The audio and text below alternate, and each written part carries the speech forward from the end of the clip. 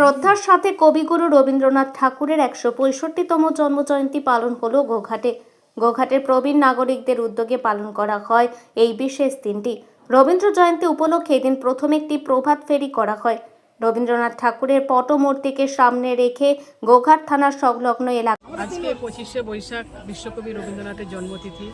কবিগুরুকে লহ প্রণাম জানাই শতকোটি নতশিরে। ডাক্তারবাবু লক্ষ্মীকান্তবাবু প্রতি বছর এবছরও খুব সমারোহে পালন করছেন এই ১৬৪তম রবীন্দ্র জন্মজয়ন্তী। তো ওনাকে আমি সাধুবাদ জানাই এবং আমি প্রণাম জানাই। আরও একজন ডাক্তারবাবু আছেন, ওনার বাড়ি একদম আমার বাড়ির পাশে এবং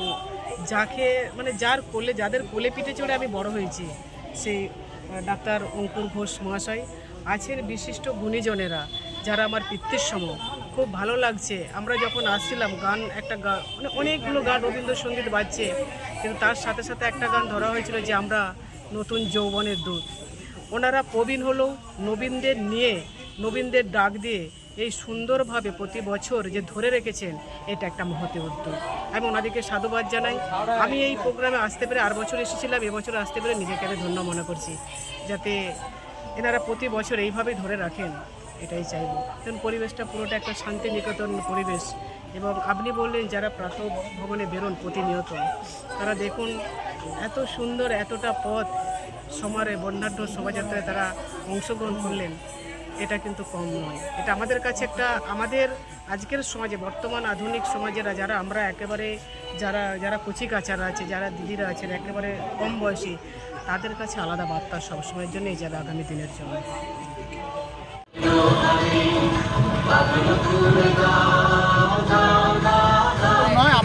আমরা যারা প্রথম শুরু করেছিলাম, আমরা যারা সকালে উঠে হাঁটি, সেই সকালে হাঁটার থেকেই প্রভাত ফেরি অনুষ্ঠান, মানে মর্নিং ওয়াকার আমরা যারা হাঁটি তাদের নিয়েই যেহেতু অনুষ্ঠানটা শুরু করেছি, সেই জন্য প্রভাতী অনুষ্ঠান, প্রভাতে হাঁটার অনুষ্ঠান, সেই জন্য আমরা শুরু করেছি এবং এটাকে আমরা ধরে রেখেছি। আমরা সবাই মিলে করি, আমরা প্রত্যেক বছর করছি এটা।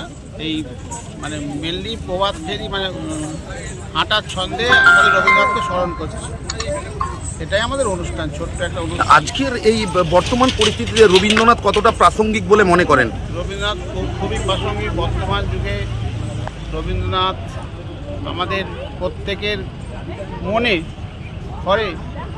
রবীন্দ্রনাথ মানুষের জীবিকার স্বার্থে আজকে বহু মানুষ রবীন্দ্রনাথের গান কবিতা এইসব নিয়ে তাদের জীবিকা অর্জন করে অগণিত মানুষ। সুতরাং আজকে আমরা যদি রবীন্দ্রনাথকে বলি, রবীন্দ্রনাথ বহু মানুষের রুজি রোজগারের পথ, জীবনযাপনের পথ তৈরি করে দিয়েছেন। এখন নৃত্য পরিবেশন করছে রিয়া এবং প্রিয়া, রবীন্দ্র নৃত্য পরিবেশন করছে। আজকে আমাদের সারা বিশ্ব জুড়ে, বিশেষ করে ভারতবর্ষে যে ভয়ঙ্কর এবং ভয়াল পরিস্থিতি তৈরি হয়েছে উগ্রপন্থীদের হামলার সুবাদে, সেই পরিস্থিতিকে ওয়েলকাম করতে গেলে, সেই পরিস্থিতি থেকে বেরিয়ে আসতে হলে রবীন্দ্রনাথকে আমরা কখনোই ভুলতে পারবো না।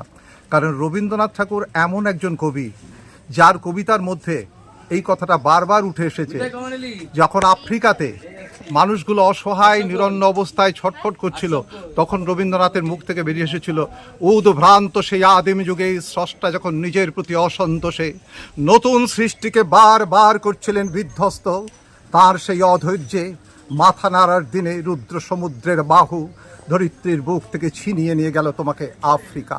ঠিক সেই রকম একটা পরিস্থিতি আজকে তৈরি হতে চলেছে।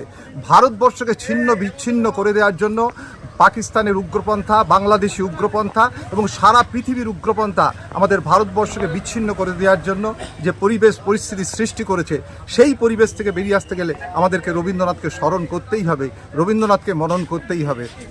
কারণ রবীন্দ্রনাথ তার কবিতার মধ্য দিয়ে একবার নয় বারবার আমাদের এই চিন্তাভাবনাকে ঢুকিয়ে দিয়েছেন যে আমাদের ভারতবর্ষকে একত্রিত হতে হবে। তার লেখায়, তার কবিতায়, তার গানে তিনি বারবার আমাদের বুঝিয়ে দিয়েছেন যে ভারতবর্ষকে এক করতে হবে এবং এক হলে তবেই আমরা ভারতবর্ষের এই উগ্রতাবাদ, এই বিচ্ছিন্নতাবাদকে ধ্বংস করে দিয়ে আমরা যেভাবে বিশ্ব সভায় শ্রেষ্ঠ আসন বারবার লাভ করেছি, রবীন্দ্রনাথকে স্মরণ এবং মনন করলে আমরা আবার সেই জায়গা ফিরে পাবো, এটা আমার দৃঢ় বিশ্বাস।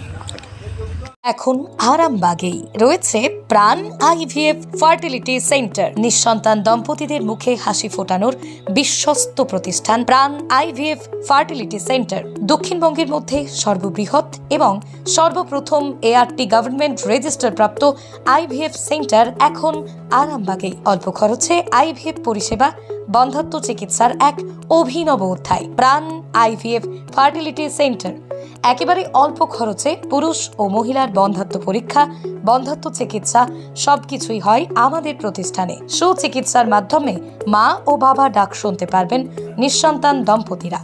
তাহলে আর দেরি কেন? আজই যোগাযোগ করুন প্রাণ আইভিএফ ফার্টিলিটি সেন্টারে।